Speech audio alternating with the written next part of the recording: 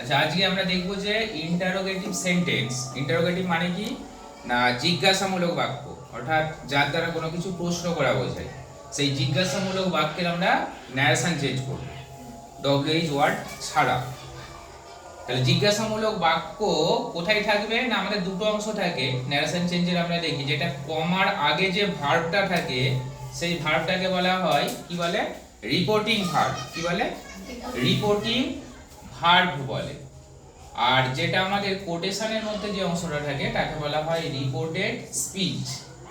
তাহলে এই যে রিপোর্টেড স্পিচ বা কোটেশনের অংশটা যদি জিজ্ঞাসা থাকে বা কিছু জানার বা প্রশ্ন করা থাকে, তাহলে সেক্ষেত্রে আমাদের কিভাবে ন্যারেশন করব না, দেখবো কোটেশনের মধ্যে যে অংশটা আছে যদি জিজ্ঞাসামূলক হয়ে থাকে, তাহলে আমার প্রথমেই দেখতে হবে যে আরভিটা যে রয়েছে সেট বা সেট টু, সেই সেট বা সেট টু উঠে গিয়ে সেখানে কি বসবে না, আস্কড বসবে। কি বসবে?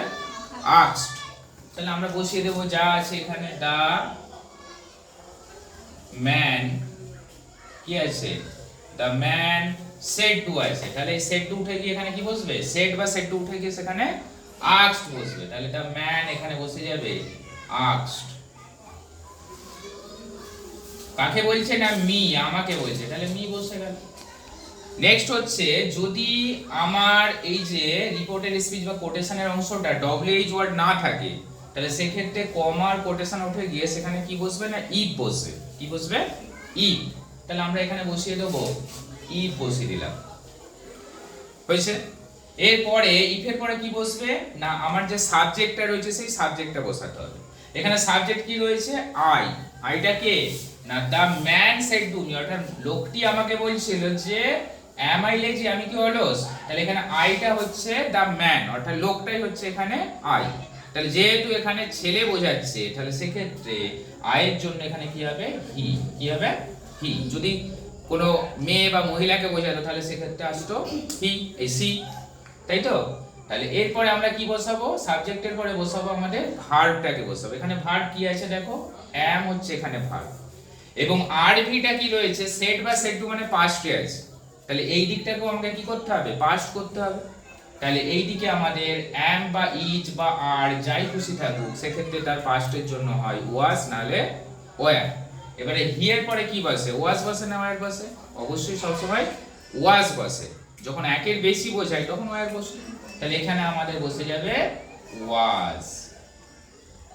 হয়েছে? তাহলে ইফ হি ওয়াজ, আর কি পড়ে আছে না, লেজি, অর্থাৎ বাক্যের বাকি অংশটা বসিয়ে দেবে লেজি। শেষে কি দেবো আমরা, ফুল স্টপ দিয়ে দেবো। তাহলে কি শিখলাম, সেট বা সেট উঠে গিয়ে জিজ্ঞাসামূলক বাক্যে বসবে আস্কড, মাঝে কমা কোটেশন উঠে গিয়ে কি বসবে, ইফ বসবে। ইফের পরে সাবজেক্ট বসবে, যেরকম সাবজেক্ট সেই অনুযায়ী। যদি ছেলে বোঝায় তাহলে হি, মেয়ে বোঝালে সি বসবে। তারপরে আমাদের কি বসালাম না, তারপরে আমাদের ভার্বটাকে বসালাম। যদি এই দিকটা পাস্ট থাকে, অর্থাৎ আরভিটা পাস্টে থাকে, সেট বা সেট টু মানে পাস্ট, তাহলে এই দিকেও আমাদের পাস্ট করতে হবে। এবার অ্যাম ইজ আর এর জন্য পাস্টে হয় ওয়াজ আসবে, নালে ওয়ার আসবে। যেহেতু হি আছে ওই জন্য ওয়াজ বসেছে, তারপরে লেজি আমাদের বসে গেছে।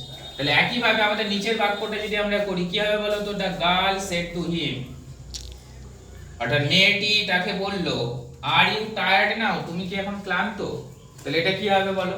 তাহলে এখানে আমাদের নিয়ম অনুযায়ী প্রথমে বসে যাবে আস্কড, তাহলে দ্য গার্ল আস্কড হিম হয়ে যাবে। কমা কোটেশন উঠে গিয়ে মাঝখানে কি বসবে, আগের মতো ইফ বসে যাবে।